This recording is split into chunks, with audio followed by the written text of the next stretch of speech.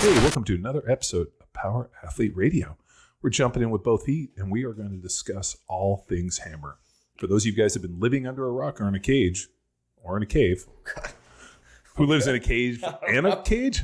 Nobody I know. But if you've been hiding under rocks and you don't know what HAMR is one of Power Athlete's flagship programs. The HAMR is an acronym for Holistic Athlete Movement Readiness Program. And the reason it has this acronym was as we were designing this program for the U.S. military, we had to have an acronym. Dave Spanton's like, the program's got to have an acronym. It would be great if we could incorporate Be the Hammer into the program. And so I started with HAMR as an acronym, and we started looking at everything that began with an H, and we worked in, and I had an epiphany: Holistic Athlete Movement Readiness Program. And the HAMR was born. That program was created and pushed to the 18th Airborne Corps. Mm-hmm. And obviously that went to contracting, ended up not going through because the H2F deal ended up kind of hitting at about the same time, and they ended up going out on a bigger initiative, more so than just the 18th Airborne. And we had that program in our back pocket, and then we were approached by the Texas National Guard to go into contracting piece to implement Power Athlete systems for the entire Texas National Guard. That went to contracting, and unfortunately they selected a lesser program that ended up failing in a couple months. Process. Well, what didn't fail, John, was our ability to then put this out to the public and the world that needs it. Well, we had to push it out because we had done so much research, and there was so much stuff off, I guess you could say off the table that we were doing, we were testing, and we were using, that the only intelligent thing was to repurpose it and actually push it out to the commercial market. So we launched HAMR, and it's good. Oh yeah. Well, let's get into it. So we understand the Holistic Athlete Movement Readiness acronym, but who is this program for? So it's not just military individuals. No, I mean, it's really anybody that goes in harm's way.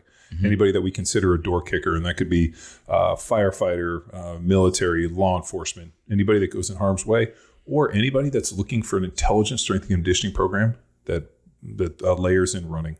So there's a pretty real running template that I've used for way too long, and it involves a lot of max effort, short distance sprints, a lot of what I call easy effort, but are really like zone 2 build an aerobic base recovery runs, and then a longer run or ruck on a Friday where we push max intensity and actually push the distance. Yes, and found a way to implement those that still allows you to make gains when we do hit the weight room pretty hard. Yeah, I mean, a couple months back, I did Craig Douglas's shooting course, and it was fun. It was a bunch of combatives, so we've talked about it.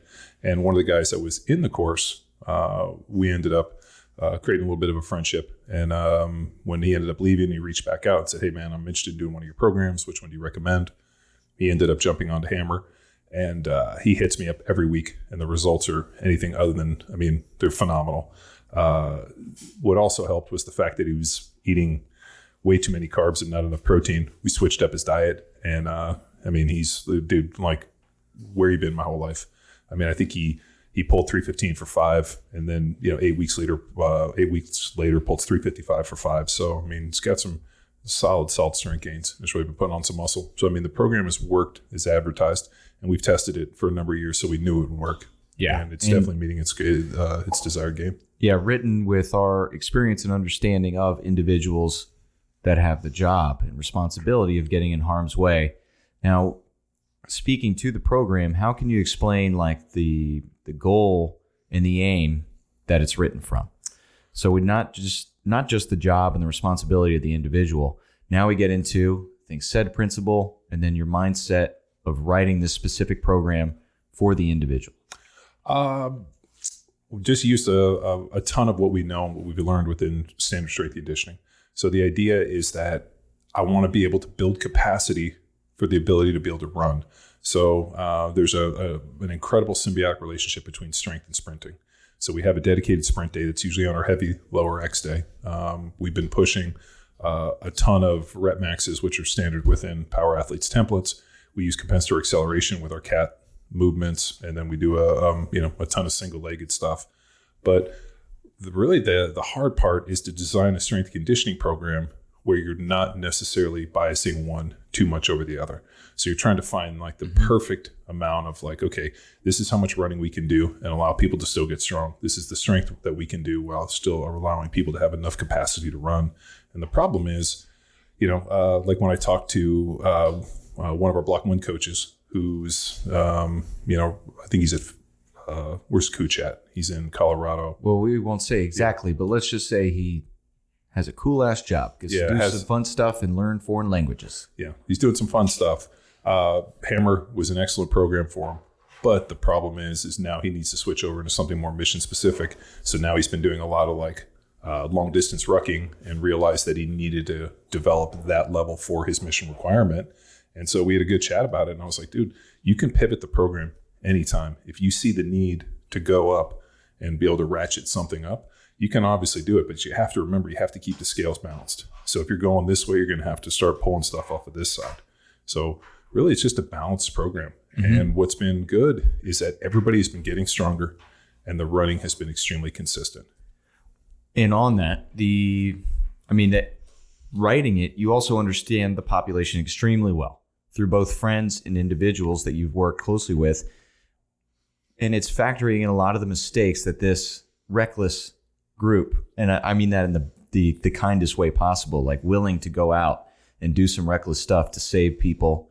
So selfless recklessness, if that's a thing. But the programming, like they make mistakes on their own bodies and then they have to pay for it, unfortunately, later in their career. Yeah. So now keep that in mind, like what mistakes are avoided intentionally by educating through sound strength and conditioning programs. Well, so a lot of times everybody wants the program they're following to be like the panacea and wants it to be everything. So they try to get everything within the training module, and it doesn't work like that. You have to look at the strength conditioning program as being an adjunct to people that are already training. So for example, if you're a wildlife firefighter, right, you're only not just training in the gym. You have training outside of the gym. And so it's a lot like being sports specific. In the off season, I lifted weights, but there was always a focus on what I was able to do on the field. So I still continued to have to do all my technique work and my throws and punching and all the stuff that I did on the field. If it was, whether I was doing boxing or fight prep or whatever it looked like, there was still a focus on, I was a football player. So I think for a lot of guys, and we've seen this within the military community, they just want to go hard in the gym and they don't realize that there's a sport specific aspect that still needs to be focused on. So the problem is if I burn you down and kick you in the dick repeatedly in the training, within the training module, within the confines of the gym, how much are you going to have to be able to go out and do that? And I think it's just really easy to go to the gym, get your work done, and not do all that stuff.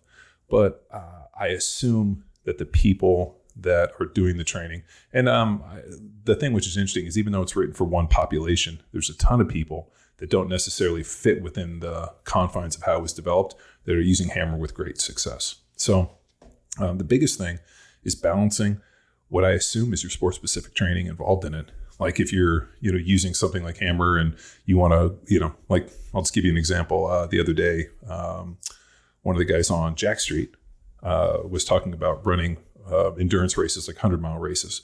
And he uses Jack Street for his strength program and then goes out and runs long.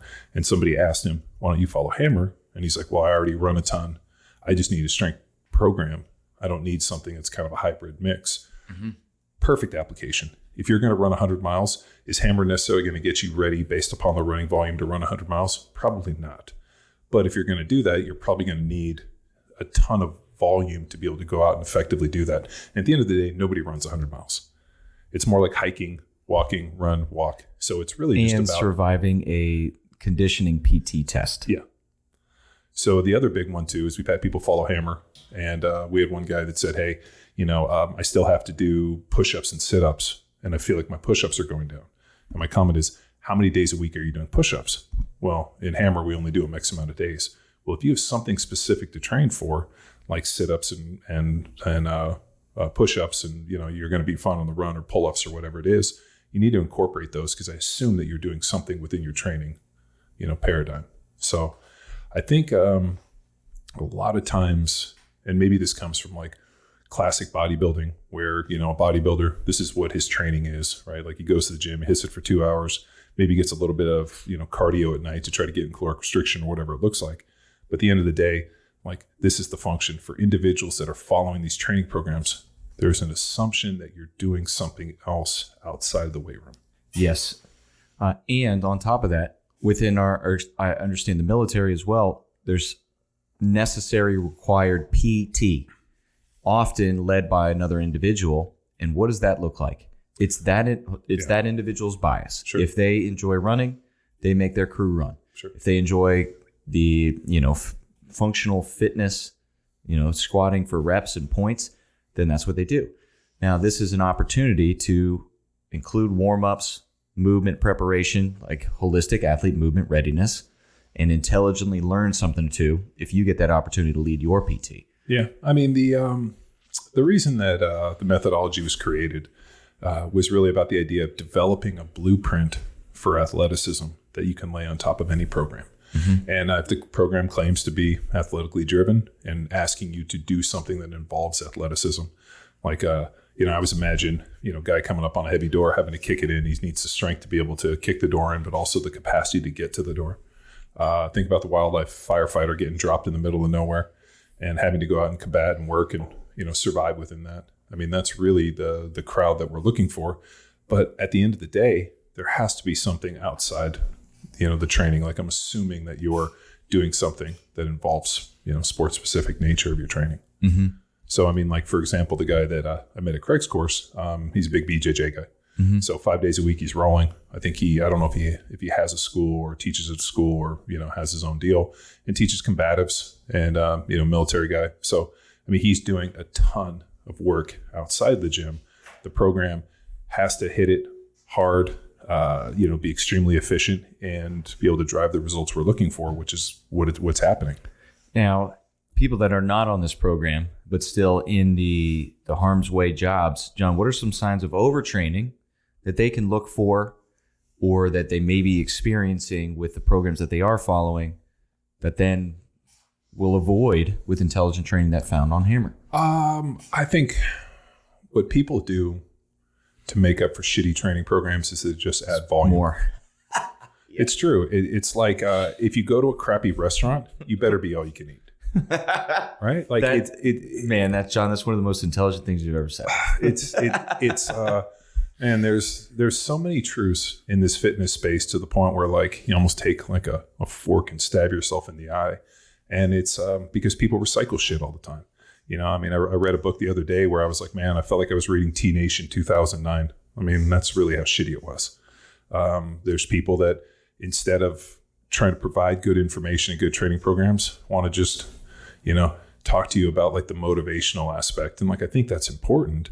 If I need motivation, I just, John Anderson's my favorite. Look in deep water, that guy will get you pumped up.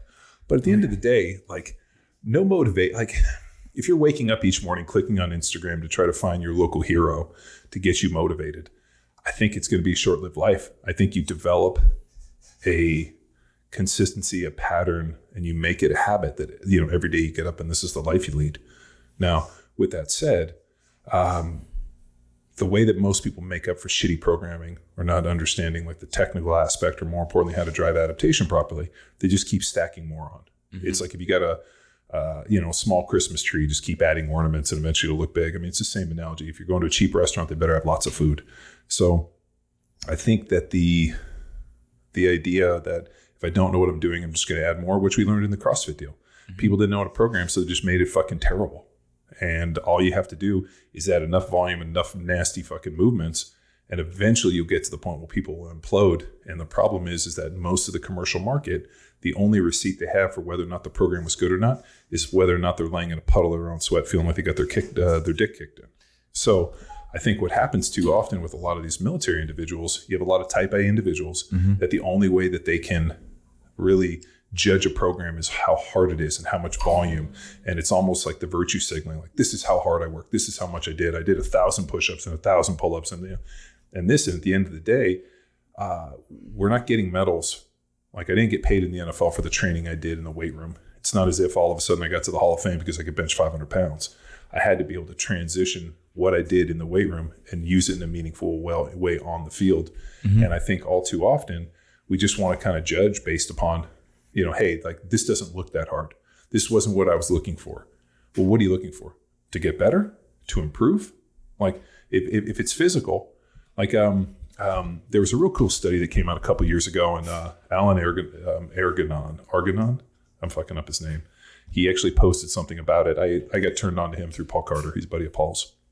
He kind of went through and just did a little deep dive on the research study where they found whatever program allows you to put on muscle when you're training is the same program that you should use when you're trying to diet down on caloric restriction. What got you there is the same one that's going to get you there. And I think all too often we run into people that are like, oh, I'm doing this in the bulk, and then I'm going to do this for training to try to lean. When in reality, if you look at most bodybuilders, the training doesn't change. All that changes is their calories. So, in the off season, they're probably eating a certain amount. And then all of a sudden when they get into, trying to get into contest shape, they're trying to do, they're eating a caloric restriction. We've been talking about this for years. High protein diet and caloric restriction is how everybody's got in shape. So not that we're looking for body composition on HAMR, but all too often, what? 2 notes on that.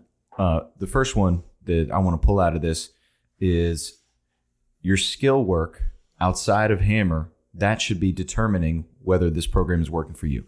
And outside of that, The same goes for any other program that you or your teammates are following. If it isn't this, how is your shooting improving? How is everything that your job requires improving? If not, then we need to look at the fundamental training, strength and conditioning that you're following. 2 on that, that's the point that I'm pulling out from there is this is a performance-based program. And how do we know it's working for you is maybe your bench is improving, etc. But how is your ability to execute your job improving? Well, I mean, it's like the guy I was telling you about. Obviously he's getting stronger. He feels better in body composition. But what I'm really looking for is when you roll in BJJ and you're rolling in the gym, how are you improving? And when you tell me, dude, I'm stronger than I've ever been. I have the best capacity and I'm fucking smashing fools. That to me is what I'm searching for. Like, I mean, I'm always excited. Like we just did a little testing week on HAMR, and it's pretty cool to see the numbers that are coming out of it. And you kind of start seeing it even on the end of Jack Street. We did some single rep clusters, and it's interesting to see guys hitting a 4 rep cluster of singles, 30 seconds in between each one at like anywhere from 93 to 95% of their 1RM, which is pretty phenomenal to be able to hit that. And I think not only being able to see people handle heavy weights, but to see the run times and to see how the conditioning is going, and just seeing people physically improve, and then being able to get some real life feedback and say, hey, you know what? Like the training's great, but at the end of the day, the training's just a vehicle to help me do what I'm using it for. Yep. And I think people get so lost in the minutia of this thing where it's like, what training program is going to help you? The one that you're most consistent. When we looked at all of the data on Train Heroic over the years, the people that consistently followed the program, regardless of the program, were the ones that reached their goals. And when you ask like what their goals are, we have a ton of people that we are in contact with, and I know exactly what their goals are. And the people that are able to reach it, I mean, you look at people on Field Strong, whatever, whatever their intended use is, the program meets their demands. It's why thousands of people follow it. Mm-hmm. It's not because we have some really jiggy, cool marketing or, there's the programs work, and they have always worked. Now, balancing aesthetics. I'm not mad at that. I understand the population in which are taking this. So one time recently, I did a consult for a guy, and he made a funny point to me. He's like, I bust my ass in the gym and I train. I just want to look like I do this stuff. And I was like, you don't look like you do this stuff? And he's like, oddly enough, I just kind of look like a big kind of just doughy dude. And then he goes, I'm real strong in this, but I'd like to walk in somewhere and have people like know that I do this stuff. And I was like, yo, man, this is a function of diet. It's a function of sleep, diet, recovery. I mean, there's some other things we could check if we want to dive into blood work and look at hormones, whatever. Came to the conclusion that he was good 5 days a week and fucking grenaded his diet on Saturday and Sunday with, drinking too much, eating too much. And I'm like, it's real easy. If you're, in a 300 to 500 calorie deficit over the course, every day, and you go out and you kill your diet, by 7,000 calories on the weekends, like it's not magic. It's, to quote Louis Simmons, it's mathematics. Mm-hmm. If you look at it like, hey, if your basic caloric need is 3,000 calories over 7 days, you're at 21,000 calories, and you're in a 300 to 500 calorie deficit over the course of 5 days, it's really only 1,500 calories. And you go out and you eat 7,000 calories on a Saturday and Sunday, and you wonder why you're gaining weight, or more importantly, you're looking fluffy. You don't look like you do this stuff. I mean, there's a reason that the dudes that if you ever go back and you look at who's your guy from the Gerard Butler. Fuck yeah.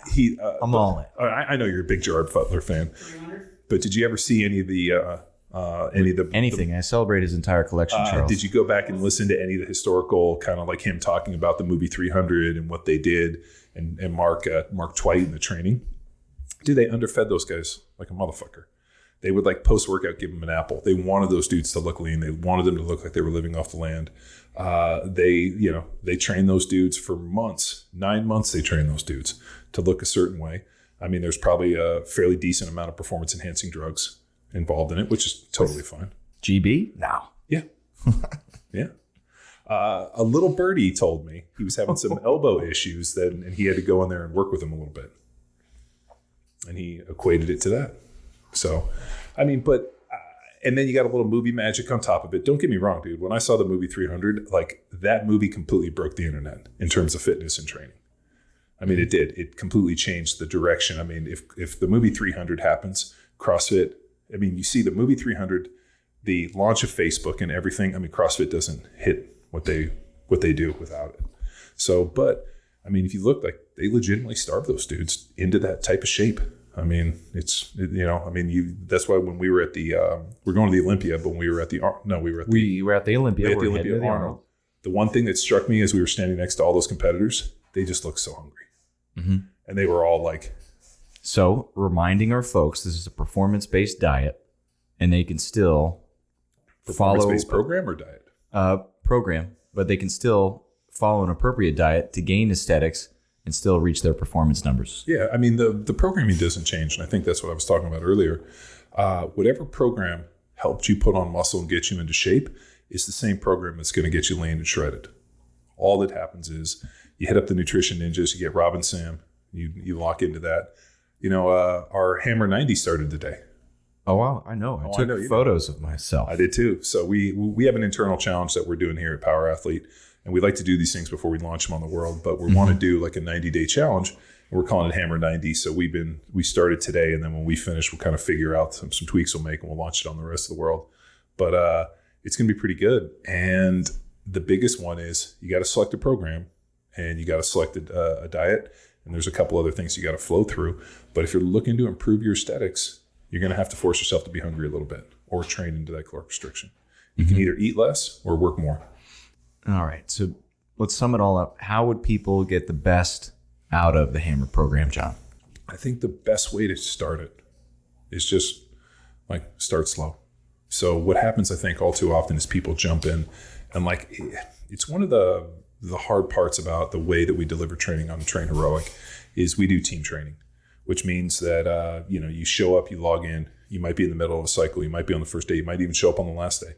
Like I saw a guy today who joined on Jack Street, said today's my first day.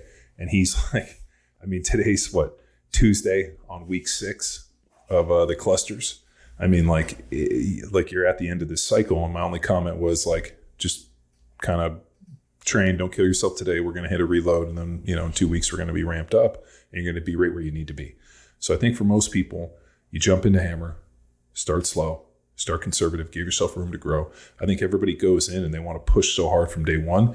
I usually like to take 2 weeks to kind of get acclimated. So when I go into something, I kind of want to not sandbag it a little bit, but I want to kind of get the lay of the land, understand the rotation, how the timing works on everything. Like, hey, if I'm training in the gym and I got to run, if there's sprints, am I running on a treadmill? Am I going to the park? Like, what am I doing? So really understanding the flow. And it usually takes me about 2 weeks to get acclimated to something. So I think start slow, understand the flow. And at the end of the day, I would much rather have you ease into it and then hit the ground running than just fucking go all in and just smash yourself where you're so sore the first day you can't train on the second. The way that it's programmed is on day one. Obviously, it's our big heavy hinge day, but it's also our sprint day. I found that sprinting before we run puts us in the best chance. Mm-hmm. And if you look at programming with economy of time, really Friday, where we do a kind of a longer run or a heavy ruck or something and really burn it down, that's the day that I got to kind of give you the most. So everything's kind of tapering, to recover, kind of tapering for that. So the sprints are on Monday, heavy hinge on a Wednesday. We're going to pull on a Tuesday. And even though people lose their minds a little bit on it, I'm like, where else do we put the pull in? I can't ask you to sprint, hinge, and pull. So normally what will happen is we'll sprint, hinge. There'll be a little bit of capacity work. We pull heavy, and then we'll do EE runs, which are our basically building our big aerobic base. On Wednesday with a ton of trunk and a lot of rotation. I'm big on that trunk work. There's a bunch of hip flexor, a bunch of adductor. It's all that little stuff with the rotation and transverse plane, all the things that normally people don't want to do in their training program gets in a dedicated day on Wednesday. I don't know if they don't want to, John. I think it's a matter of not necessarily understanding. The need.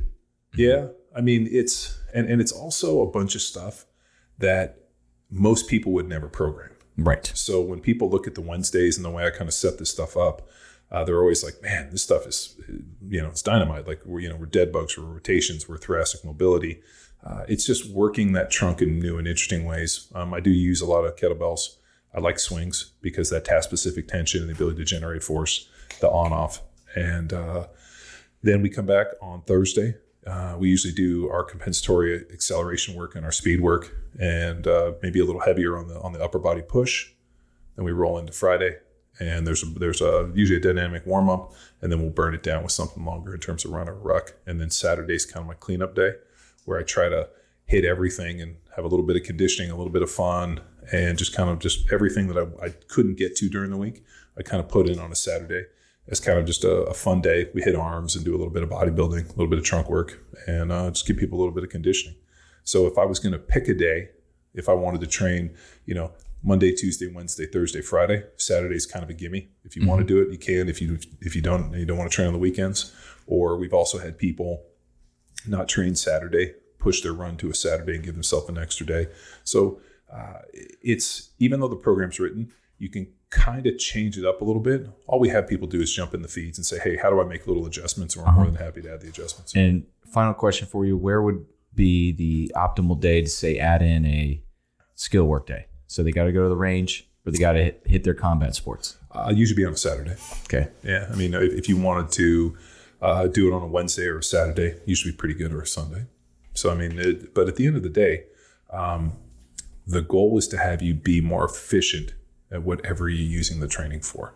So if that's Brazilian Jiu-Jitsu, if that's shooting, if that's combatives, that's swinging an axe, if that's hiking up mountains, whatever it is, the program has to work in conjunction with the need.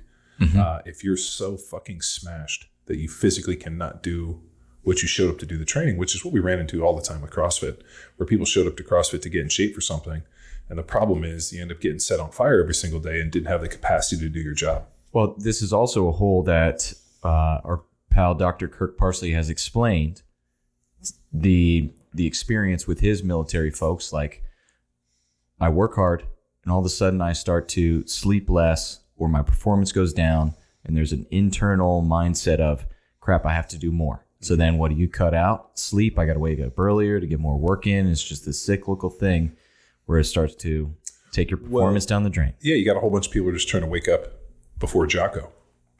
So when Jocko shoots his picture at 4:30, I mean, how many people are up and they're like, I got you, Jocko.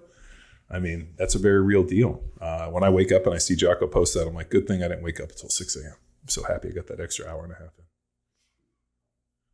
I mean, there's some real, there's definitely something about waking up early to get your work done.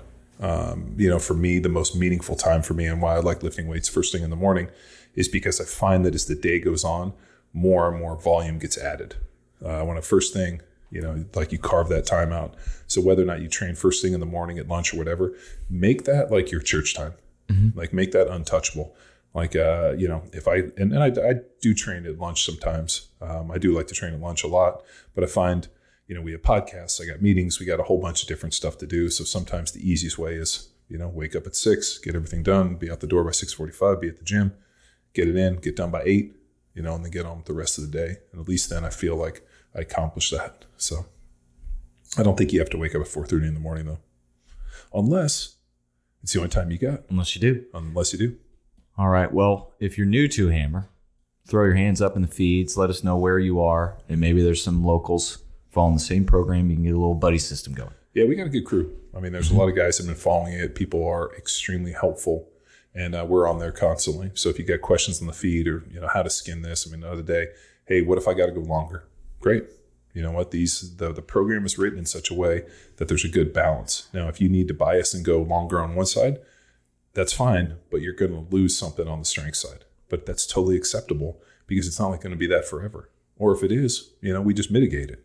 So I think just understanding your expectation, being very real about how you're using it, the demand, and then at the end of the day, just giving yourself a chance to be successful. I think a lot of times people don't put themselves in the best chance to be successful and they end up kind of losing out. So just give yourself a chance to win.